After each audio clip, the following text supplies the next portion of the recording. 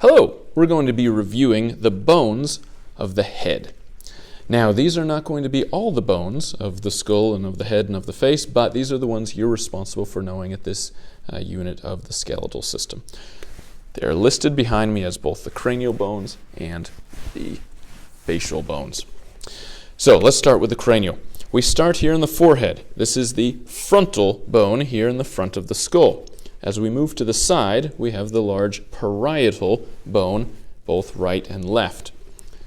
They join at this suture right down at the top of your skull. Here on the side, around the temples, we have what's called the temporal bone, again on the right and on the left. In the back, we have the single occipital bone. You can actually feel this bump right here on the back of your skull. So the cranial bones are frontal, parietal, temporal, and occipital.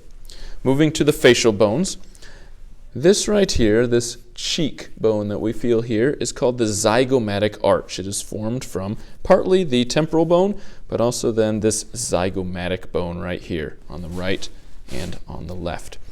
This set of bones here at the bridge of your nose, they are called the nasal bones, tiny little bones right here. Then moving to in between your two nostrils, we have the vomer. We have the upper jaw and the lower jaw. The upper jaw is made up of a right and a left maxilla.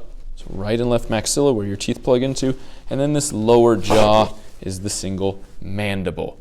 So the facial bones you're responsible for are the zygomatic, right and left, the nasal, right and left, the single vomer, the right and left maxilla, and the single mandible.